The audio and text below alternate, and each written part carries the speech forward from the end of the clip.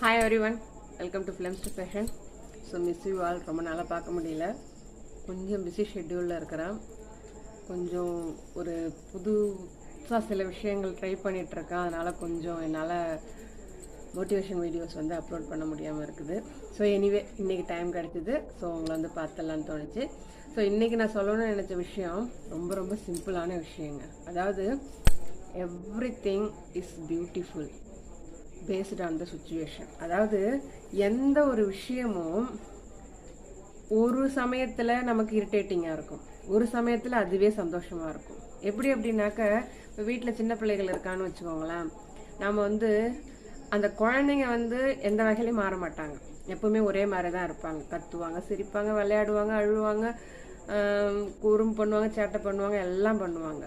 But ஆனால் நமக்கு சில நேரங்களில் அவங்களுடைய சேட்டைகள் வந்து சந்தோஷமாகவும் இனிமையாகவும் வீடியோ எடுத்து போடுற அளவுக்கு, மற்றவங்கள்ட்ட சொல்லி பேசுகிற அளவுக்கு நமக்கு சந்தோஷமாக இருக்கும். பட் அதே சில நேரம் நாம் ஏதாவது வேலை செஞ்சுட்டு இருக்கும்போது, நாம் ஏதாவது டென்ஷனில் இருக்கும்போது, நாம் ஏதாவது ஒரு ஸ்ட்ரெஸ்ஸில் இருக்கும்போது அந்த குழந்தைங்களோட சத்தம் வந்து நமக்கு ரொம்ப இரிட்டேட்டிங்காக இருக்கும். ஸோ சில நேரங்களில் கேட்குற பாட்டு வந்து மனசுக்கு ரொம்ப அமைதியாக இருக்கும். சில நேரம் அந்த பாட்டே, அதே பாட்டே வந்து நமக்கு வந்து வேறு விதமாக ஒரு விதமான இரிட்டேட்டிங்காக கொடுக்கும். ஸோ என்னுடைய லைஃப் வச்சு சொல்லணும் அப்படின்னாக்க, காலையில் 9 மணிக்கு அடிக்கிற பெல்லு பசங்களுக்கு ரொம்ப இரிட்டேட்டிங்கான பெல்லுங்க. அதுவே சாயந்தரம் 4:10க்கு அடிக்கிற பெல்லு அவ்வளோ ஹாப்பி, அவ்வளோ ஜாலி.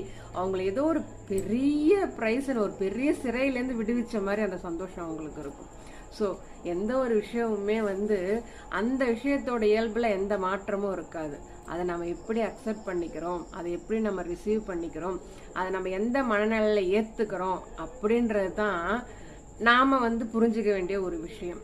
ஸோ இதில் நான் சொல்ல வந்தது என்ன அப்படின்னாக்க, எப்பவுமே நம்மளால் ஒரே மாதிரியா இருக்க முடியாது, உண்மைதான். ஸோ சில நேரங்களில் நம்மையும் மீறி நாம் வந்து நம்ம இயல்பை இழக்கிற நேரம் வந்துச்சு அப்படின்னாக்கா, அந்த நேரத்தில் கொஞ்சம் பொறுமையாக கடைப்பிடிப்போம். நம்மளை சுற்றி இருக்கக்கூடிய சின்ன சின்ன விஷயங்களை அனுபவித்து வாழ பழகிப்போம். ஓகேங்களா? ட்ரை பண்ணி பாருங்கள். All the best.